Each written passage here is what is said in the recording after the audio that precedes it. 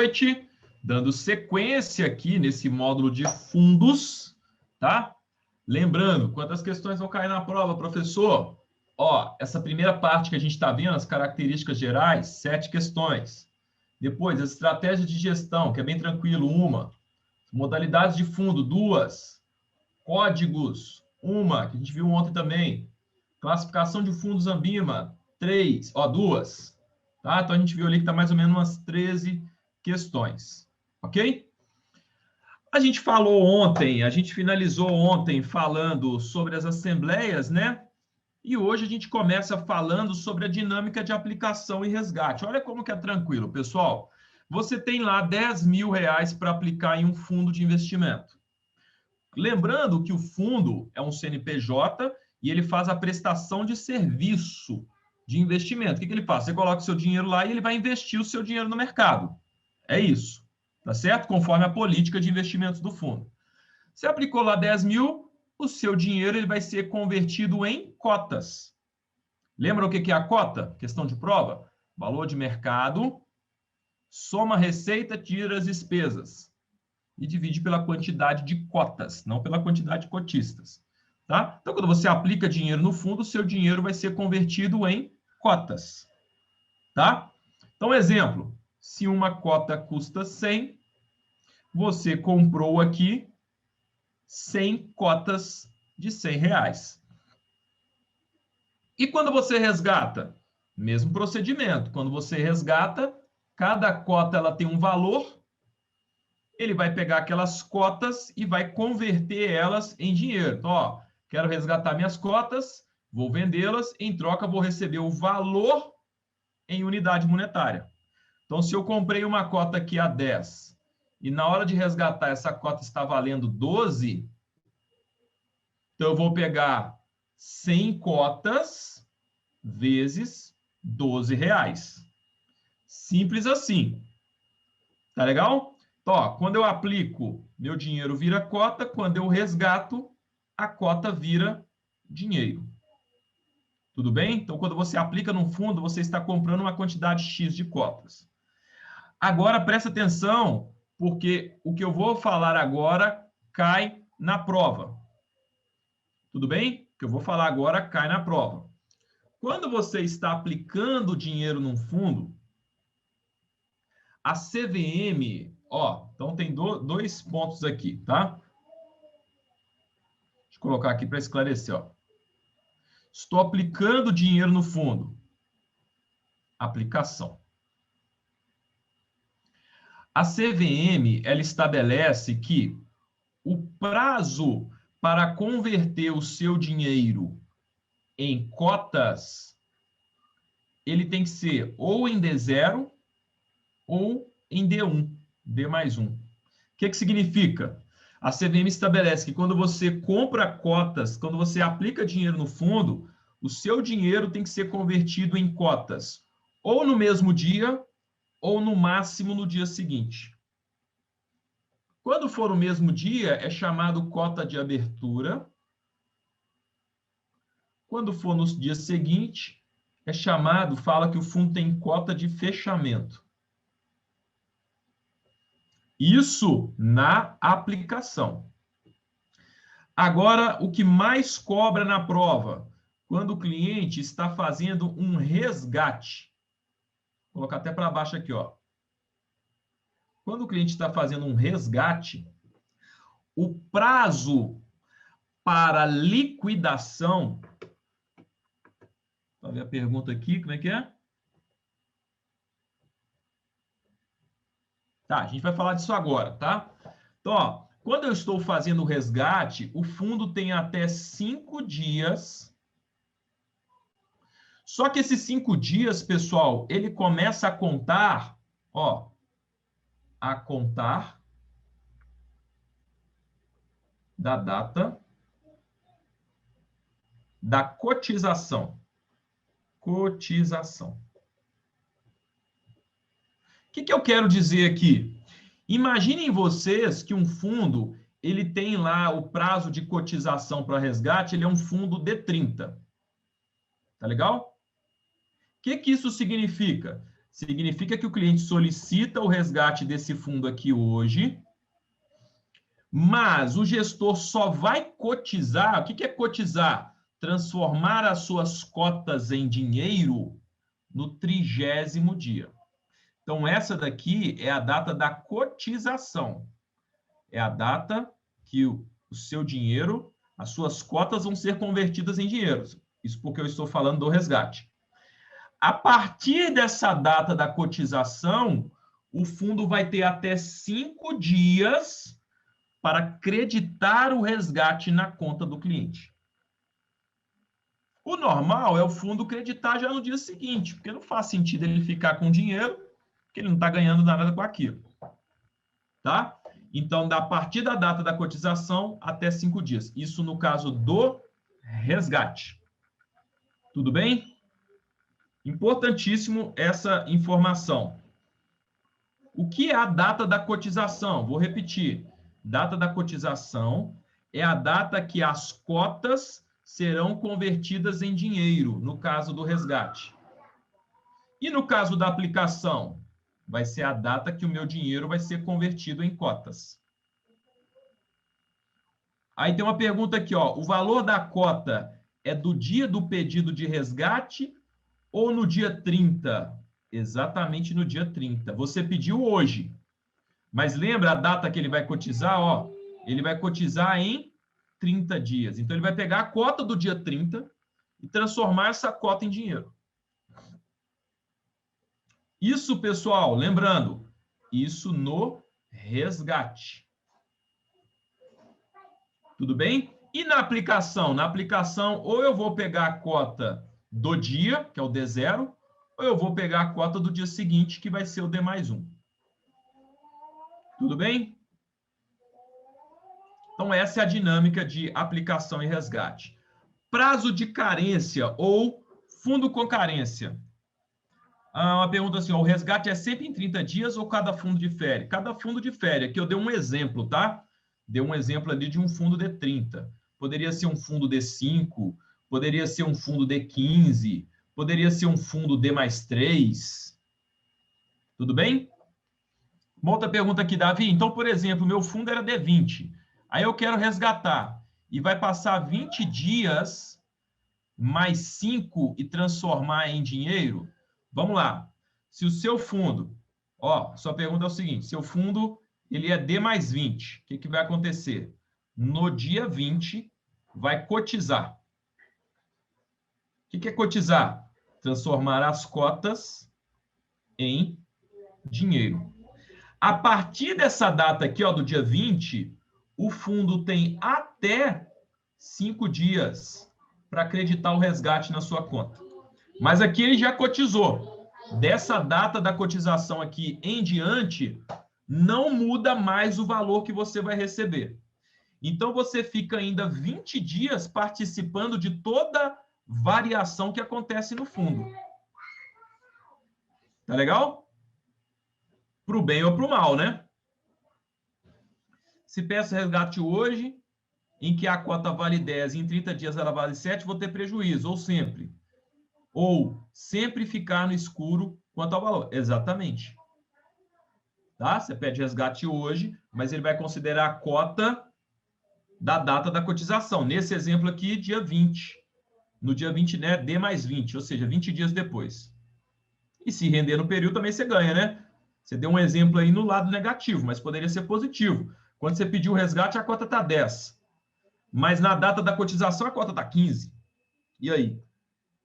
É para o bem ou para o mal, vai pegar a data da cotização. Pessoal, prazo de carência ou fundo com carência é um fundo que você aplica o seu dinheiro e você tem que respeitar um prazo de carência para resgates. Então, um exemplo, imagina que você tem um fundo que tem carência de 30 dias para resgate. Então, eu só posso solicitar resgates nesse fundo após o período de 30 dias. Não é eu peço hoje e vai liquidar 30 dias, é diferente. Passado 30 dias, eu consigo solicitar resgate a qualquer momento. Tudo bem? A partir da primeira aplicação, eu tenho que esperar 30 dias para poder pedir resgate nesse tipo de fundo. Tudo bem? Pouco cobrado na prova, isso que eu acabei de falar. O que eu vou falar agora é muito cobrado na prova, tudo bem? Que é o conceito de fechamento de fundo. Fechamento de fundo. Aí eu tenho fechamento de fundo para aplicação e eu tenho fechamento de fundo para resgate. Aqui ficou ruim aqui. Fechamento de fundo para aplicação e fechamento de fundo para resgate. Em qual situação um fundo pode ser fechado para aplicação? Em qual situação um fundo pode ser fechado para resgate? Primeiro, fundo fechado para aplicação, tá? Imagina o seguinte, imagina que eu abri aqui um fundo e o objetivo desse fundo é comprar laranjas. Tá legal? Então, todo o dinheiro que entra no fundo, o gestor vai fazer o quê? Vai comprar laranjas. Combinado? Só dando um exemplo aqui para vocês entenderem o conceito. Digamos que acabaram-se as laranjas lá no Ceasa. Está com escassez de laranja, não se vende mais laranjas no mercado. Deu uma quebra de safra e não tem mais laranjas. Concordam comigo que se continuar entrando dinheiro no fundo e não tem laranjas, e o objetivo do fundo, a política de investimentos do fundo é comprar laranjas, se continuar entrando dinheiro no fundo, o gestor não vai ter como aplicar esse dinheiro? Faz sentido para vocês? Concordam que se esse dinheiro ficar parado aqui no caixa do fundo, ele não vai cumprir a política de investimentos? Porque qual que é a política de investimento desse fundo? Investir em laranjas. E quem coloca dinheiro nesse fundo tem o objetivo de ter a variação do mercado de laranjas. E ora, se não tem mais como comprar laranjas, ou, um outro exemplo, só está com laranja ruim no mercado. Só laranja ruim, laranja, aquela laranja com casca grossa, ruim, que dá pouco caldo. Aquela que você vai tentar, assim, não sai nada de caldo. Será que seria interessante para o gestor misturar laranja boa com laranja ruim? Imagina, um fundo só de laranja boa. Aí você começa a colocar laranja ruim, vai ficar um fundo mais ou menos. Então, nesses casos, o que o gestor faz? Ele fecha o fundo para novas aplicações. Para quê? Presta atenção, para que ele está fechando? Ele está preservando o fundo, consequentemente, os cotistas. Por quê? Se ele continuar comprando laranjas e não tem laranja, ou as poucas que tem são laranjas ruins, ele vai comprar papéis ruins para dentro do fundo, que é um fundo cheio de papéis bons. Então, ele declara o fechamento do fundo para resgate. Levando o exemplo do mercado financeiro, digamos que o gestor estava comprando papéis de empresas de excelente qualidade. Só que agora não tem mais bons papéis de empresas disponíveis no mercado. Se ele continuar captando dinheiro, ele não vai ter aonde colocar. Aí ele vai sair um pouco da política de investimentos do fundo. Então, ele fecha o fundo para resgates. Desculpa. Nesse caso, ele fecha o fundo para aplicação. Tudo bem? Aí tá assim, e o dinheiro fica parado lá? O dinheiro está aplicado em laranjas. É porque acabou-se o mercado de laranjas. Quando eu percebi isso, eu já fechei o fundo para resgate. Então, o dinheiro está aplicado em laranjas, só que em laranjas boas. Agora, tem situação que um fundo vai ser fechado para resgate. Presta atenção. Lembram desse fundo aqui de laranja? Olha como que é o processo do resgate. O cliente pediu um resgate aqui de R$1.000. Tá ok? O que o gestor faz? Ele vai pegar aqui R$1.000 em laranjas, vai até o mercado e vai vender essas laranjas. Ele vai pegar o dinheiro e vai fazer o quê? Pagar o resgate. Assim que é o processo de resgate no fundo. Então, pediu o resgate, ele vai lá pegar os ativos do fundo, vai vender esses ativos no mercado e vai honrar o pagamento dos resgates. Legal. Só que na hora que ele foi vender essas laranjas no mercado, não tinha comprador. Ou seja, ó, baixa liquidez. Não tinha ninguém interessado em comprar laranja. Ora, se eu não conseguir vender as laranjas, consequentemente, eu não vou conseguir o dinheiro para honrar o pagamento desse resgate. Por quê? Porque o mercado está com baixa liquidez, não tem ninguém querendo comprar laranja, o dinheiro sumiu, ou o mercado não está comprador. Então, o que o gestor tem que fazer quando ele encontra essa situação? Que situação que é essa, Davi? De iliquidez ou baixa liquidez? Ele vai declarar o fechamento do fundo para resgates. Ele vai falar, galera, fundo está fechado para resgate. Ah, Davi, mas meu dinheiro fica preso? Ora, como que o gestor vai pagar o resgate se ele não consegue vender o ativo do fundo para gerar o dinheiro para honrar os resgates? Então, ele fecha até que a situação se normalize. Tá legal? Olha como que já perguntou sobre esse tema de fechamento do fundo para aplicação e resgates na prova. Podem ler com calma. Vamos lá, gente. Obrigado aí, viu? Ó, suponha que o mercado encontra numa situação de total iliquidez. O que é iliquidez? Baixa liquidez. Aí ele explica. Olha só o que ele explica. De modo que o gestor não consegue vender os ativos e pagar as solicitações de resgate. O que o gestor deve fazer num caso como esse, pessoal? Ele declara o fechamento do fundo para a realização de resgates, sendo obrigatória a convocação de Assembleia Geral de Cotistas, aquela que acontece uma vez ao ano. Honrar os saques, aqui é mesmo, corrigir aqui, ó. Mesmo que tenha que utilizar recursos próprios ou empréstimos. Espera aí, né? Imagina, o administrador usando dinheiro dele mesmo para honrar os resgates. Ele é um prestador de serviço do fundo, nada a ver.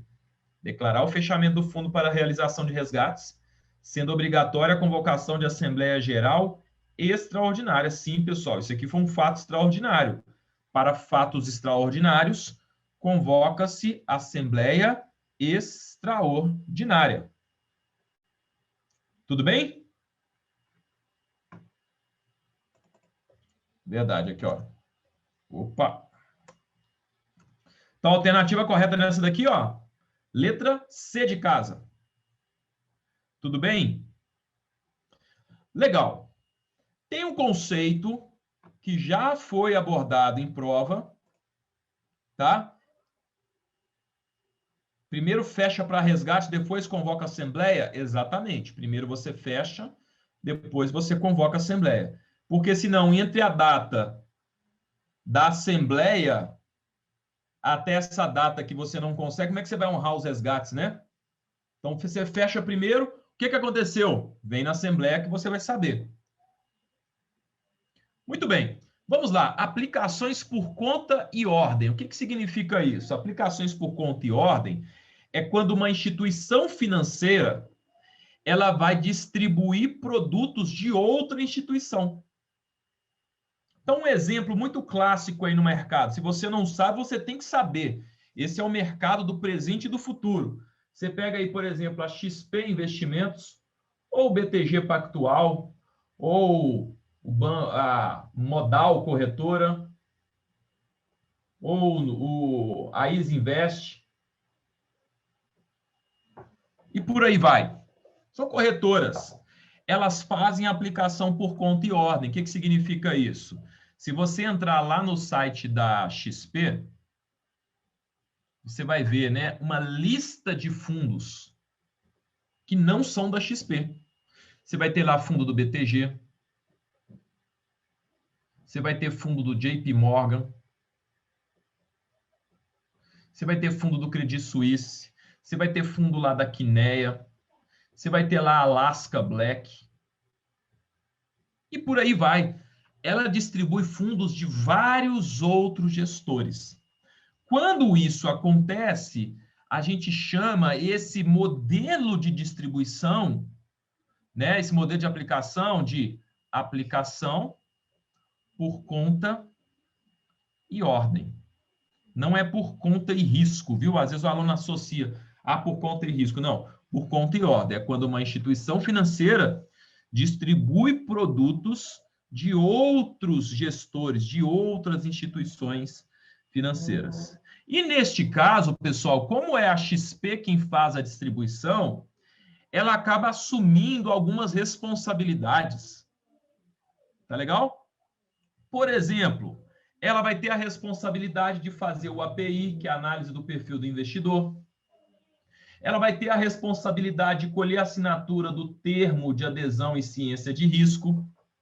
Ela vai ter a responsabilidade de entregar regulamento, de entregar a lâmina, ok? Que seriam funções originalmente do administrador. Mas como ela já está lá na ponta com os clientes, com os investidores, ela acaba assumindo essas responsabilidades. Tudo bem? Cadastrar as informações do investidor, fazer o cadastro do investidor. Então, distribuir por conta e ordem é quando uma instituição distribui produtos de outra instituição financeira. Isso é muito comum no mercado, tá? Muito comum. Você tem que estar atento a esse tipo de informação para o seu dia a dia também. Muito bem. Agora, nós vamos falar sobre o conceito do Chinese Wall, muralha da China. Então, anota aí, muralha da China. Ó, a muralha da China aqui. Quem nunca viu, joga lá no Google. Para que serve a muralha da China? Pessoal, ó, uma muralha, ela serve para separar. Ou uma palavra que a prova gosta muito de usar, segregar. Segregar o quê, professor? Separar o quê?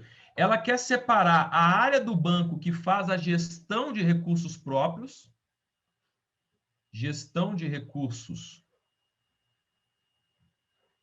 próprios. O que são recursos próprios, pessoal? É o dinheiro do banco. Da área que faz a gestão de recursos de terceiros. Gestão de recursos de terceiros. O que são recursos de terceiros? Recursos dos fundos. Então, a regra do Chinese Wall diz que essas duas áreas elas devem ser completamente segregadas para não misturar esse dinheiro com este dinheiro. Imagina que o banco está precisando de captar dinheiro para poder emprestar, fazer um grande empréstimo. Ele vai fazer um grande empréstimo para a Petrobras, por exemplo. Só um exemplo, tá? Só que o banco está sem dinheiro no caixa, porque ele não captou muito dinheiro hoje. Se não houvesse essa segregação aqui, e o mesmo banco faz a gestão desse dinheiro aqui, o banco fala, quer saber? Vou pegar esse dinheiro aqui emprestado, vou emprestar para a Petrobras, depois eu devolvo. Tá legal? Aí a Petrobras dá o cano no banco. Vai perder o banco e vai perder o fundo. Então, para que não aconteça isso, para que não haja, aí a prova vai usar essa terminologia aqui, ó. O objetivo do Chinese Wall é evitar conflito de interesses. Tá legal? Evitar conflito de interesse. Então, o cara que está fazendo a gestão de recursos do banco, ele tem um objetivo. Ele tem que captar e ele vai escolher para quem ele vai emprestar. O camarada que está fazendo a gestão de recursos de terceiros, ele tem um objetivo. Ele tem que captar o dinheiro e investir esse dinheiro no mercado. Observe, ele não vai emprestar, ele vai investir esse dinheiro. Então, a regra diz que essas áreas têm que ser separadas para quê? Para evitar conflito de interesse. Tem que ser diretorias separadas. Tem que ser ambiente físico separados. Não pode ser, né, aquelas baias bonitonas, né, que tem lá, aí tem aqui só aquelas divisórias, ambiente todo aberto, aí tem aqui, ó, o cara que faz gestão de recursos do banco e aqui o camarada que faz a gestão de recursos de terceiros. Não, tem que ser áreas separadas. Diretorias separadas. Tudo isso para quê? Evitar conflito de interesse. Tudo bem? Como que já caiu na prova. Na tela para vocês. A gestão de recursos de terceiros são os fundos? Sim, são os recursos dos fundos.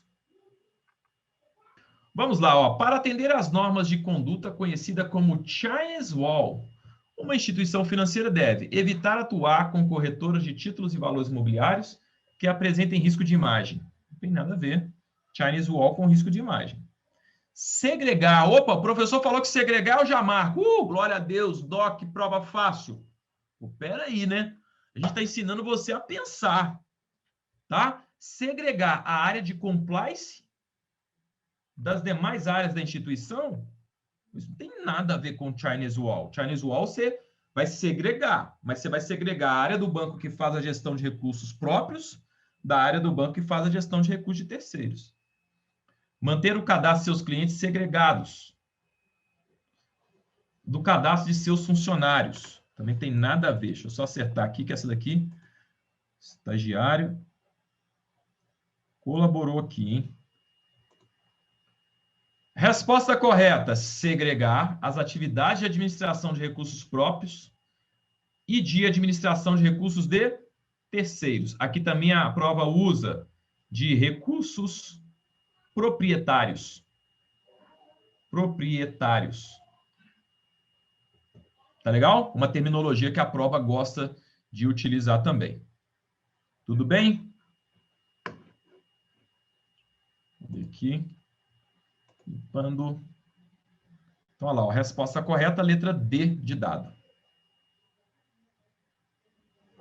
Legal. Agora, nós vamos falar das 4 taxas, ó, 4 taxas que podem ter em um fundo. Isso aqui já é uma pergunta de prova, tá bom, pessoal? Podem ter 4 taxas em um fundo. Taxa de administração, taxa de performance,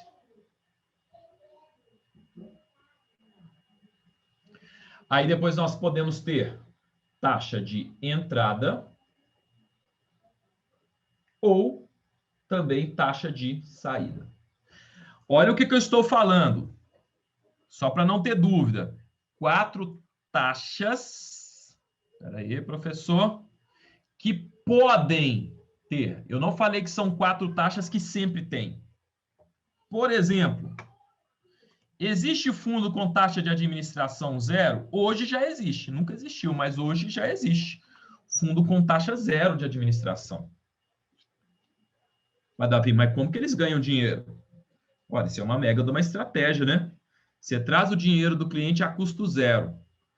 Uma vez o dinheiro lá dentro, você trabalha muito mais facilmente com o dinheiro desse cliente. É uma estratégia, mas pode acontecer. A questão anterior, olha, a questão anterior, ela fala sobre o Chinese Wall, ele pergunta o conceito do Chinese Wall. Chinese Wall, muralha da China, é um conceito que busca segregar, separar a área da instituição financeira que faz a gestão de recursos do banco, que é o dinheiro que o banco capta para emprestar, separar essa área da área que faz a gestão dos fundos. A gestão dos fundos, ela é considerada a gestão de recursos de terceiros. Então, diz que essas áreas devem ser separadas, segregadas para evitar conflito de interesse. Tá legal? Então, esse é o conceito da questão anterior, tá? Olha só, pessoal. Então, dessas 4 taxas que podem ser cobradas, a prova vai querer saber, primeiro, quais são as taxas que podem ser cobradas. Depois, ela vai querer saber se a gente entende como que são cobradas essas taxas e as características de cada uma delas. Tá certo? Então, presta atenção aqui, olha só. Vamos primeiro aqui na taxa de administração. Tá legal? Ó, opa. Vamos aqui primeiro na taxa de administração.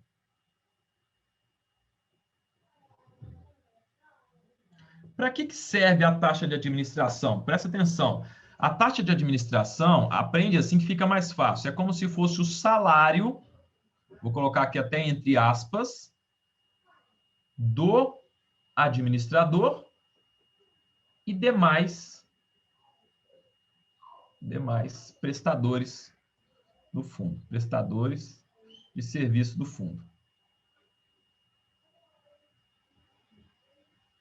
Tudo bem? Então, presta atenção. Muito importante o que eu vou falar agora. A taxa de administração, ela não cobre todas as despesas do fundo. A taxa de administração, pessoal, presta atenção, ela é uma das despesas do fundo. Tudo bem? Então, presta atenção. Para que serve a taxa de administração? Por que eu pago a taxa de administração? Eu pago para remunerar o serviço de administração e os demais prestadores de serviço do fundo. Eles estão lá trabalhando com o meu dinheiro, eu tenho que pagar por isso. Quanto que eu pago? X%. Isso já é descontado quando você tem a sua rentabilidade. A sua rentabilidade ela já é apresentada líquida do desconto das taxas do fundo. Toda a rentabilidade já é divulgada líquida das taxas do fundo. Não é líquida de imposto, mas das taxas sim. Então, olha só, raciocina comigo. Se eu estou falando com vocês que a taxa ela remunera o serviço do administrador e demais prestadores, e que ela é uma das despesas do fundo, vocês concordam comigo que se a taxa de administração ela for muito alta,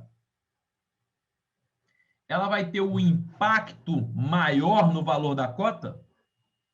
Porque olha só, como que eu calculo a cota? Eu vou pegar o valor de mercado, vou somar as receitas e vou descontar as despesas. Se a despesa com a taxa de administração for alta, pelo fato do fundo ter uma taxa alta, vai ter um impacto grande no valor da minha cota. Então, quanto menor a taxa, menor vai ser o impacto na rentabilidade. Quanto maior a taxa, maior vai ser o impacto na rentabilidade. Aí tem uma pergunta muito boa aqui. A taxa de administração é descontada no valor aplicado ou no valor do rendimento? Excelente pergunta. E presta atenção, olha só. Taxa de administração. Ela sempre será cobrada sobre o patrimônio do fundo.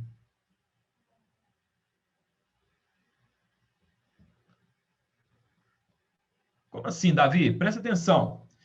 Eu não falei, eu acabei de falar com vocês que a taxa de administração, ela é o salário do administrador.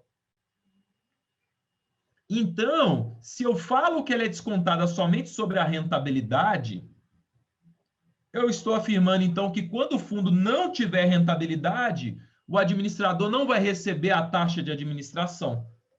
Isso não é uma verdade. É como você no banco. O mês que você bate meta, você recebe seu salário. O mês que você não bate meta, você recebe o seu salário do mesmo jeito. Por quê? Afinal de contas, você estava lá trabalhando. O administrador, lembra, ele não dá nenhum tipo de garantia de retorno. Ele trabalha no regime de melhores esforços. Ele vai fazer o melhor para entregar o rendimento para você. Se o fundo não tiver retorno, vai descontar a taxa de administração sobre o patrimônio do fundo do mesmo jeito. Então, olha só. Aproveitando a pergunta, a taxa ela é cobrada independente do desempenho do fundo. Tudo bem? Então, olha só, a gente falando aqui de taxa de administração. As coisas que nós já falamos aqui agora. Presta atenção, ó. Ela tem influência na rentabilidade. Ela é cobrada independente do desempenho do fundo. A taxa ela vai ser sempre expressa ao ano. Exemplo, a taxa de administração de 1%. É 1% ao ano. Mas ela é descontada e apurada diariamente. Então, como que eu vou fazer isso? Eu vou pegar essa taxa ao ano e vou fazer a proporção dela para dia. Porque diariamente eu divulgo a cota. E como que é a divulgação da cota? Valor de mercado, mais receita, menos despesas. Uma dessas despesas é a taxa de administração. Então, eu tenho que fazer já a provisão da taxa de administração daquele dia em específico. Nada mais é do que você pegar essa taxa aqui e dividir ela por 252 dias úteis. A prova não vai te perguntar isso, tá? Mas você vai achar a taxa para um dia. A taxa é uma das despesas e não cobre todas as despesas? Exatamente. Ok? Então, ela é uma das despesas. Davi, que outro tipo de despesa que tem o fundo? Olha, o fundo, lembra, ele é uma empresa, ele é um CNPJ. Você tem que pagar contador, você tem que pagar taxa na Ambima. Às vezes você pode precisar pagar um advogado. Isso são despesas do fundo. O administrador não vai tirar do salário dele para pagar essas despesas. O salário do administrador é uma coisa, despesas do fundo é outra. Você quer uma outra despesa de um fundo? Hoje é até menos comum, mas no passado existia até muito mais. Quando convocava a assembleia, as assembleias eram convocadas por carta. Então, ele tinha que ir lá mandar uma carta para todos os cotistas convocando a assembleia. A despesa com o envio dessas cartas, dessas correspondências, era uma despesa do fundo.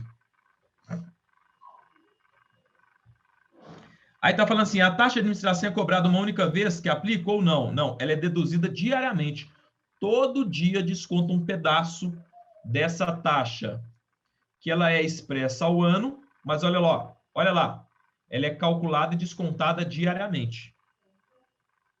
Então, enquanto você estiver participando do fundo, você está pagando taxa de administração.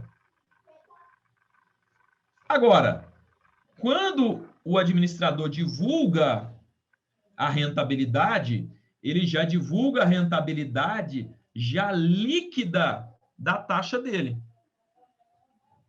Então, ó, a taxa de administração já foi descontada no valor da cota quando ele divulga a rentabilidade do fundo. Isso é assim para todos os fundos no mercado, tá, pessoal? Isso não é opcional. Isso é assim em todos os fundos. E é uma pergunta que o cliente sempre faz. Ah, mas aqui eu ainda tenho que descontar a taxa. Não, a taxa aqui já foi descontada. Tudo bem? Então, ó, taxa de administração, salário do administrador. Independente do desempenho, ela vai ser cobrada. Aí nós temos a chamada taxa de performance. Aqui é diferente. Essa taxa é uma taxa cobrada quando o fundo tem uma performance acima do benchmark. O que é um benchmark? Para quem não sabe, é uma referência. Então, um exemplo. Vamos imaginar que o fundo ele tem como benchmark o CDI. E o CDI teve um retorno acumulado nos últimos 12 meses de 4%. Aí o fundo ele apresentou uma rentabilidade de 7%. Aí no regulamento do fundo diz o seguinte: sobre o que o fundo exceder ao benchmark, ele vai ter direito a uma taxa X. Então, um exemplo. Quanto que ele excedeu aqui do benchmark? 7 menos 4, 3. Tá legal? Então, ó, o benchmark rendeu 4, o fundo rendeu 7. Ou seja, ele rendeu 3% acima da referência. Aí, olha que legal, ele fala o seguinte, cara, desse valor que você conseguiu a mais do que o mercado, você vai ter direito, um exemplo, tá? Tô dando aqui só um exemplo. Ó, desse valor que você conseguiu a mais, você vai ter direito a 20% desse valor aqui a título de comissão por um bom desempenho. Você já deu uma gorjeta a mais para um garçom? Já deu? Responde aí no chat. Já deu gorjeta a mais para um garçom? Às vezes você vai num lugar, você é tão bem atendido, mas tão bem atendido. Pô, o garçom te deixa assim muito à vontade. Não é aquele garçom chato que fica fazendo brincadeira sem graça. Ah, você pede um pavê. É pavê ou para comer? Aquelas piadinhas de tiozão, não. Pô, aquele garçom, gente boa, né? Sabe fazer graça na hora certa, te atende muito bem, solícito. Poxa, você fala, cara, que lugar espetacular, que garçom, gente boa. Aí você chama o cara de patrão, você chama o cara de chefe. Ô chefe, ô patrão, ô irmão. Aí na hora de pagar é 10%. Vamos imaginar que 10% deu lá R$ 20. Aí você fala com a galera, ô gente, vamos dar R$ 50 para esse cara merece pra caramba. Será que você deu a mais? A gorjeta era 20. Será que você colocou 50 para esse garçom porque ele fez o feijão com arroz? O que é o feijão com arroz? Você chama o garçom vem, pois não? Qual que é o seu pedido? Ah, eu quero uma água com gás e limão espremido. Pois não, ele volta lá, então. Tem aquele garçom, né? Aqueles garçom apressadão, já chega assim, só joga na mesa e já vai para outra mesa. Aí tem aquele cara que você fica chamando, o cara finge que não tá te vendo. Será que você deu 50 para ele porque ele fez assim o trivial, o normal? Não. Você pagou para ele, na realidade, uma taxa de performance. Cara, você superou a expectativa. O normal é só você atender. Você não precisava aqui ser gente boa. Você só precisava atender a gente. Mas você superou. Levando isso aqui para o universo de fundos, a mesmíssima coisa. Tá legal? O fundo se propõe a entregar esse resultado. Não é garantido. Esse é o objetivo dele. Aí o fundo vai te entrega isso. Aí você fala com o fundo o seguinte, cara, já que você me entregou um retorno maior do que o esperado, eu vou dar uma parte desse excesso para você a título de taxa de performance. Está claro para vocês o que é a taxa de performance? É uma espécie de um bônus.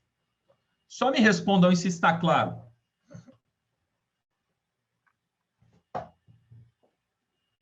Beleza? Ótimo.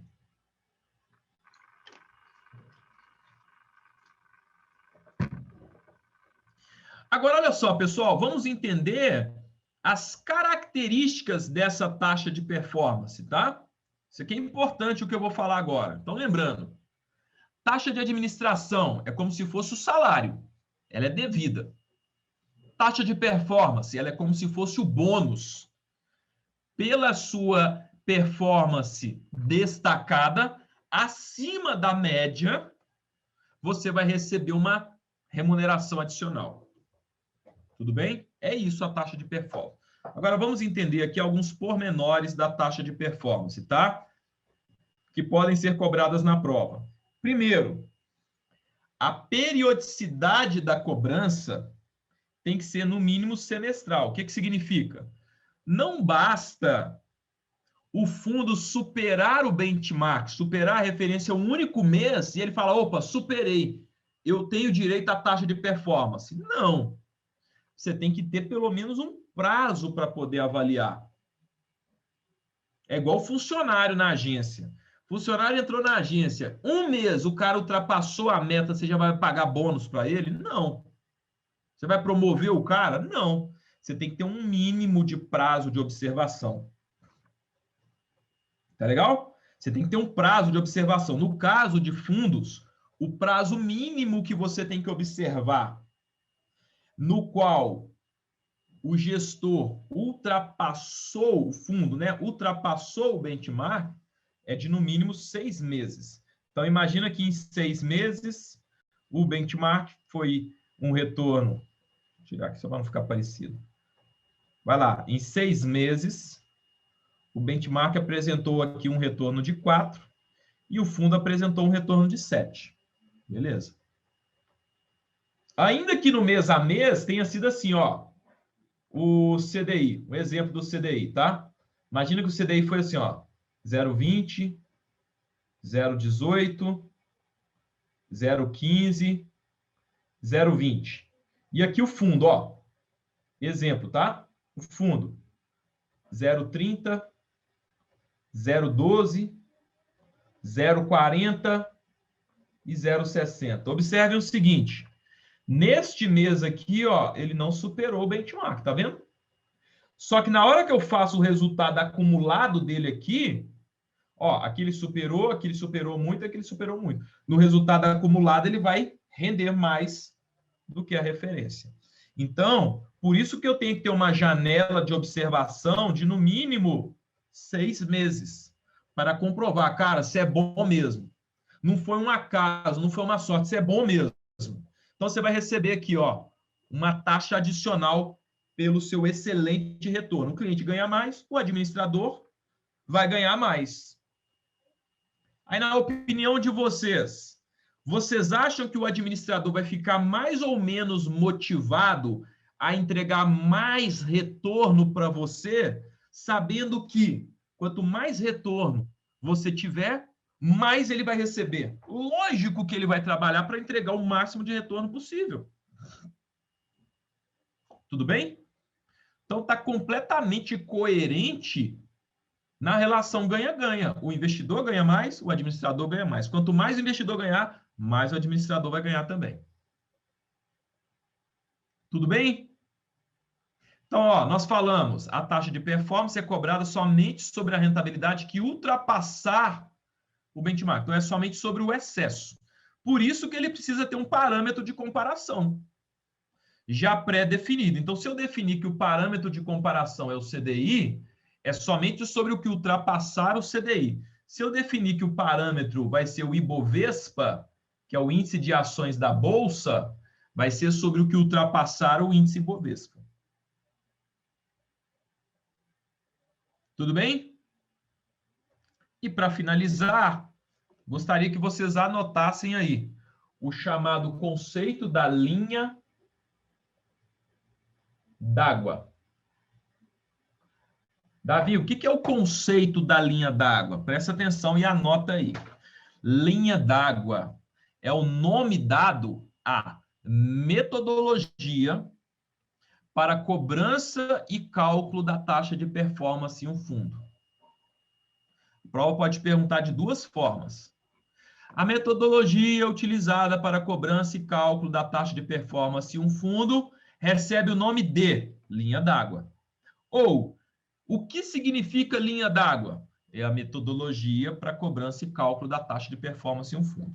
A linha d'água vai me falar quando que vai ser cobrado, como vai ser cobrado, qual a periodicidade da cobrança. Então, a linha d'água é a forma para se cobrar, a metodologia para se cobrar a taxa de performance em um fundo. Como que é calculado? É calculado sobre o excesso de retorno. Então, resumindo aqui, pessoal, para vocês, taxa de administração remunera o serviço do administrador e os demais prestadores de serviços do fundo. É cobrada independente do resultado do fundo e, como ela é uma despesa, ela afeta o valor da cota. Taxa de performance, ela só é cobrada quando o fundo ultrapassa o retorno do benchmark, o retorno da referência, o retorno do parâmetro. Periodicidade da cobrança semestral, e ela está associada ao conceito da linha d'água, que é a metodologia para cobrança e cálculo da taxa de performance em um fundo. Para finalizar, nós temos a taxa de entrada e nós temos a taxa de saída. Taxa de entrada também conhecida como taxa de ingresso, tem o mesmo significado. Tudo bem? Então, taxa de ingresso cobra para entrar, taxa de saída cobra para sair de um fundo. Geralmente, a prova não pergunta dessas aqui. Por quê? A explicação já está no próprio nome. Taxa de ingresso, taxa de entrada. Olha, é uma taxa que será cobrada no momento que eu estou entrando no fundo. Taxa de saída, ela é cobrada no momento que você está resgatando. Tudo bem? Olha como que já foi cobrado na prova sobre taxas. Vamos lá, olha só. Ó, já estão detonando estagiário aqui de novo, ó. É verdade. tá dando mole, não tá? Tá dando mole demais. Nossa! Não, o estagiário está precisando de uma aula de português. Ah, essa aqui eu vou dar um print e mandar para ele. Nu! Pelo menos está claro que é o estagiário, né? Que se falar que o professor que fez isso aqui, vocês estão de brincadeira, né? Escrever performance com S, tá de brincalhation comigo. Vou mandar para ele. Mas vamos lá. Ainda bem que aqui é ao vivo, né? A gente consegue corrigir na hora. Na AD também. Deixa que eu corrijo ela. Ó, são exemplos de remuneração que podem, ó. Aí eu vou cobrar dele, ele vai falar assim, pô, mas você também ficou me cobrando para eu finalizar tudo aqui rápido? É culpa sua que ficaram cobrando a apostila rápido dele. Então, ó, são exemplos de remuneração que podem ser cobradas pelo administrador de um fundo, de acordo com o seu regulamento. Olha que interessante. Além da taxa de administração. Então, ele falou que tem taxa de administração e, além da taxa de administração, que outras taxas podem ser cobradas. Aí, vamos lembrar, são 4 taxas. Administração, performance, entrada e saída. De novo, administração, performance, entrada e saída. Ó, administração, performance, entrada e saída. A ordem aqui pouco importa. A resposta correta, letra A. Tudo beleza, gente? Se tiverem dúvida, perguntem, tá? Mais uma. Olha lá, gente. A taxa de administração de um fundo é, letra A, utilizada para pagar as despesas do fundo? Não! Ela é uma das despesas do fundo. Lembram disso? A taxa de administração é uma das despesas do fundo. Letra B, utilizada para remunerar o administrador e eventual contratação do gestor. Por que eventual contratação do gestor? Porque o administrador também pode ser o gestor. E quando ele é o gestor, ele não precisa se autocontratar. Ele faz o serviço e recebe pelos dois. Tudo bem? Mas eu posso ter um administrador e posso convocar, contratar um outro gestor. Essa daqui que é a correta. A letra C, utilizada para cobrir eventuais perdas de patrimônio, nada a ver. Utilizada para antecipação de imposto de renda, nada a ver, né, gente? Resposta correta, letra B de bolo. Então, só lembrando, que aqui todo mundo ficou mais na dúvida, foi essa daqui, ó. Ela não é utilizada para pagar as despesas do fundo. Ela é uma das despesas do fundo. Tudo bem? Por isso que a letra A está errada. Próxima.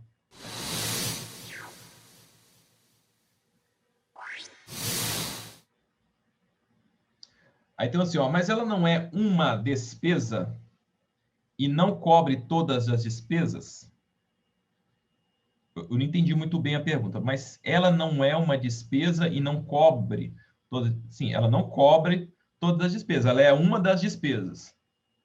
Aí fala assim, utilizado para pagar as despesas. Ela é uma despesa. Taxa de administração é uma despesa, ela não é despesas. Muito bem, ó. Sobre a taxa de administração, A, é uma taxa cobrada sempre que o fundo possui rentabilidade acima de um determinado benchmark.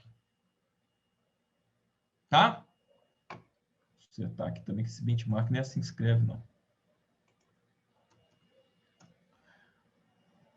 Não, pessoal, essa daqui todo mundo lembra. Ó, isso aqui é a taxa de performance, né?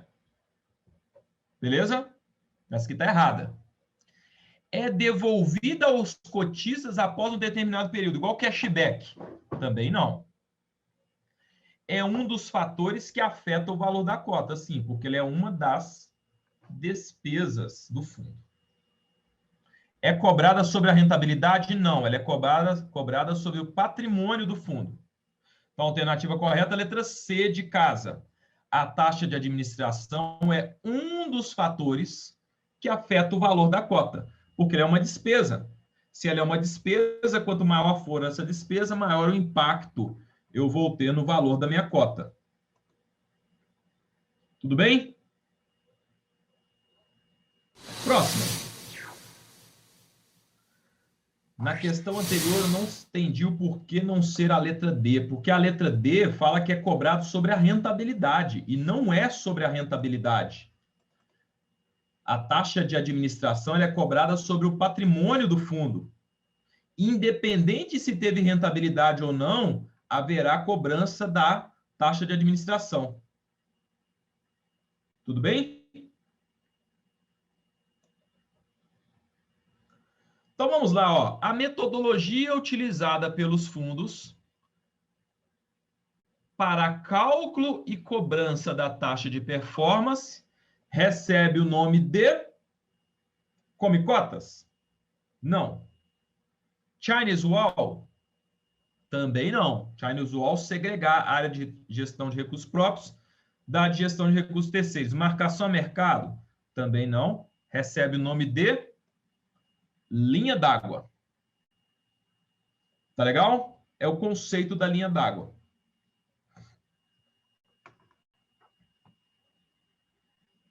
Agora não, tá, Mauro? Porque senão a gente vai ter que voltar num tema lá atrás, tá? Mas marcar mercado é o que está aqui, ó. É dar preço para os ativos diariamente, tá bom? Muito bem. Não sei se vocês lembram, mas eu vou colocar aqui, ó. Tem um tema na prova que ele fala sobre isso daqui, ó. Principais estratégias de gestão. Estão vendo? Cai uma. Teve prova que caiu duas, mas cai uma questão na prova sempre sobre esse tema. E o que pergunta sobre esse tema, pessoal? Pergunta exatamente o que a gente vai falar agora. Então, nós vamos falar agora sobre estratégias de gestão. Estratégias de gestão. Olha, um fundo, ele pode ter uma estratégia de gestão passiva, ou ele pode ter uma estratégia de gestão chamada de ativa. O que é uma estratégia passiva? Aí você vai anotar aí no seu caderno, na sua apostila. Anota aí, ó, estratégia de gestão passiva. É o vinagrete. Ué, Davi, como assim? Por que o vinagrete? Porque o vinagrete só acompanha. Quem aí já teve um amigo Vina? O famoso vinagrete, aquele cara que não rapa nada. Ele só acompanha. Ele é chamado de passivo. Você tem um amigo Vina aí? Tem, Pedro? Ô, Vina! Ô, Vina! O Vina, ele só acompanha. O fundo passivo, ele só acompanha. Acompanha quem, professor? Não entendi. Ele acompanha o benchmark. Então, você pode mandar depois, né? Dá um print aí e manda para o seu amigo Vina. Ô, Vina, aqui, ó, falaram de você lá no curso hoje, cara. Lembrei de você. Você vai me ajudar a responder uma questão na prova. Tá legal? É o fundo passivo, é o cara passivão. O cara tá na balada lá, tá tá na rave, o cara tá lá. Olhando para um lado. Não vai pegar nada, não vai rapar nada. Tá legal? Rapa nada. Por quê? O cara é passivo, ele só acompanha. Tá? O fundo passivo, ele vai buscar, pessoal, um retorno próximo ao benchmark. Vai buscar um retorno aderente ao benchmark. Tá legal? Esse é o fundo que trabalha com estratégia passiva. Ah, professor, então esse fundo é ruim. Não. Quem falou que este fundo é ruim? Se o objetivo do investidor, por exemplo, o investidor ele quer ter um retorno do índice Bovespa, então ele tem que escolher um fundo passivo no índice Bovespa. É o fundo que vai tentar, olha uma palavra que a prova gosta muito de usar, ele vai tentar replicar os retornos do Ibovespa.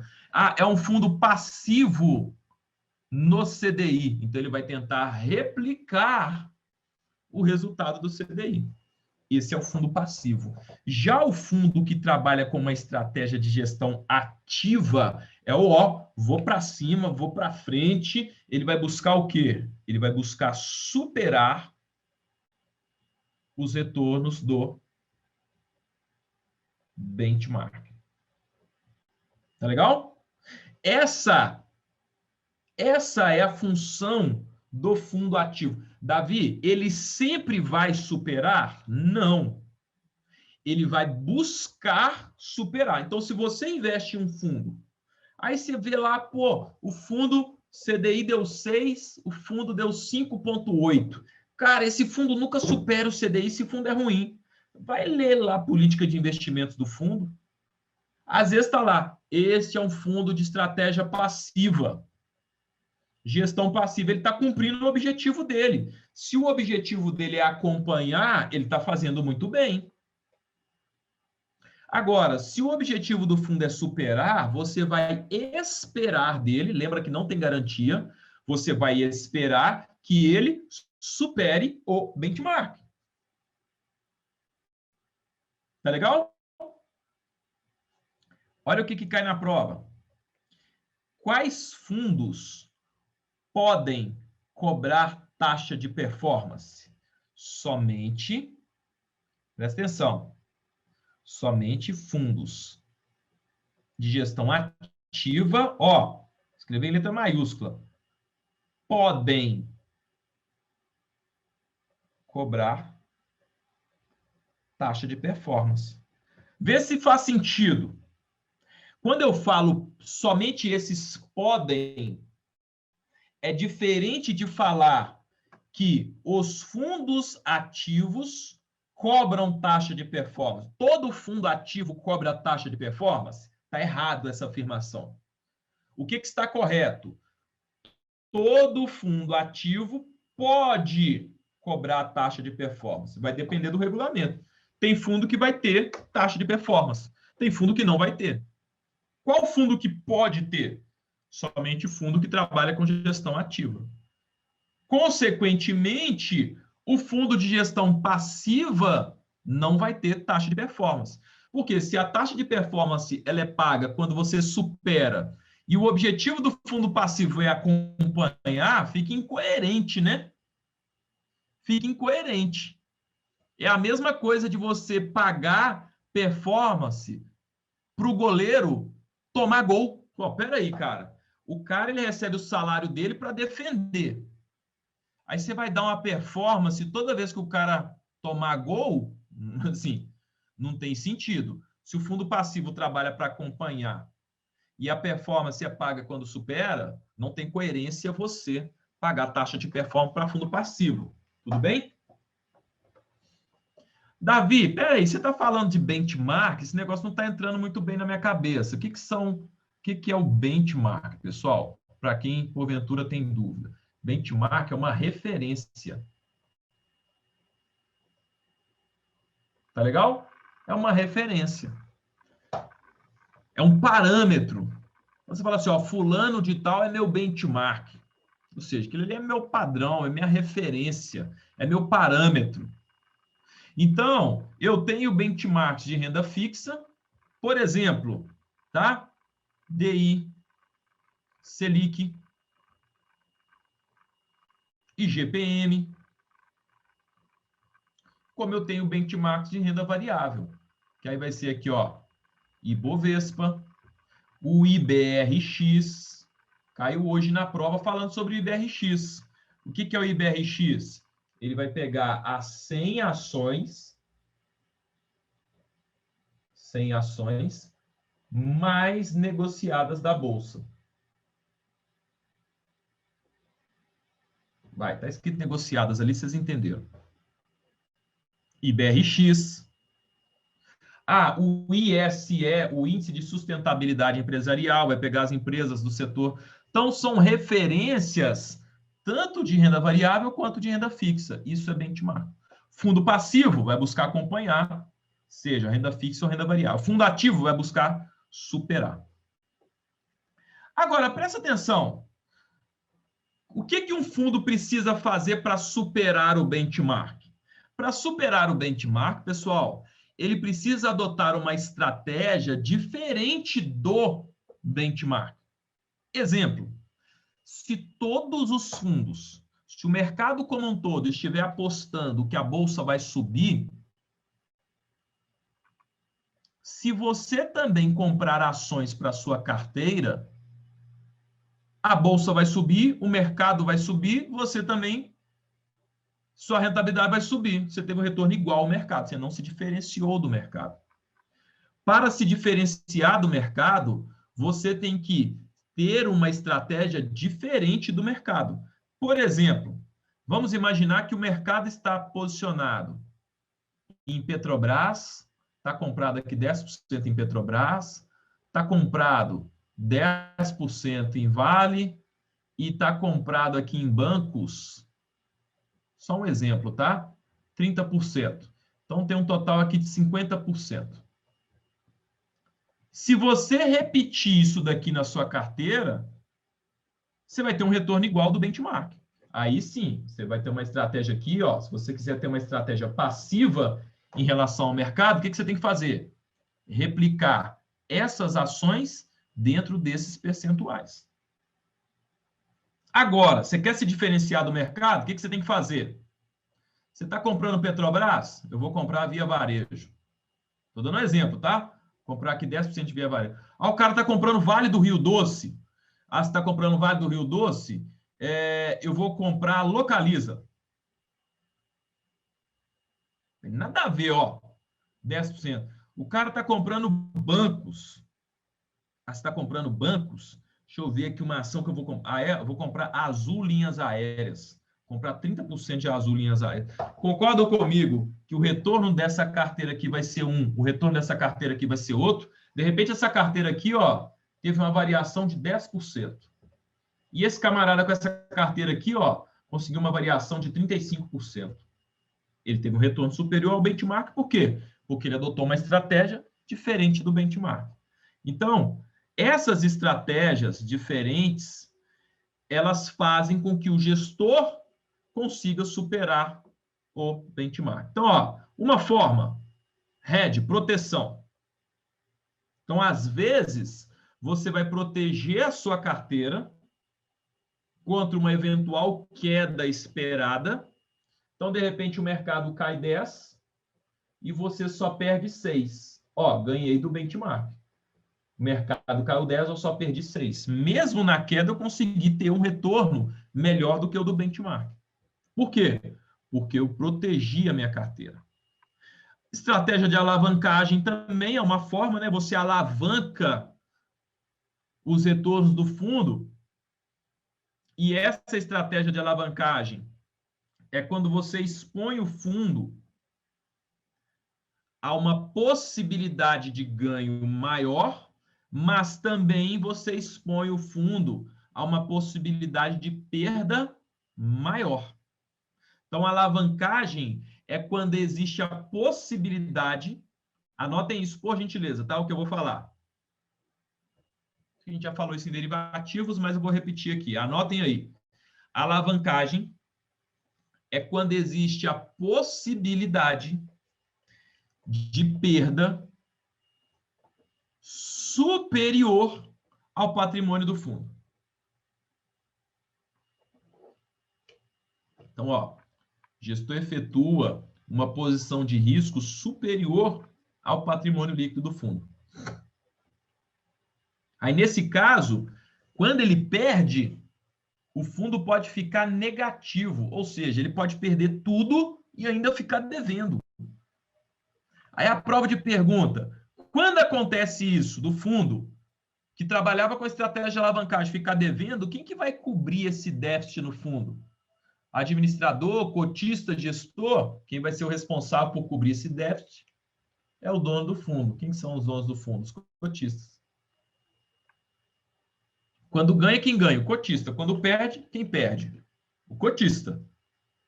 Tá legal? E nós temos também a estratégia de posicionamento. que é quando o gestor vai se posicionar de forma especulativa no mercado. Tá todo mundo apostando que a bolsa vai subir. Então eu vou montar uma posição acreditando que a bolsa vai cair. Porque se eu for na manada, eu não vou me diferenciar. Cotista é responsável pelos lucros e prejuízos? Na realidade, ele que absorve o lucro e prejuízo, tá? Quem faz a gestão é o gestor.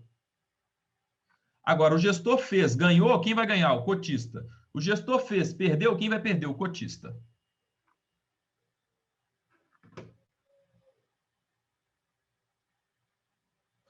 Olha lá como já foi cobrado sobre esse tema na prova. Bem, gente, ó, a política de investimentos de um fundo de gestão passiva, lembra do passiva?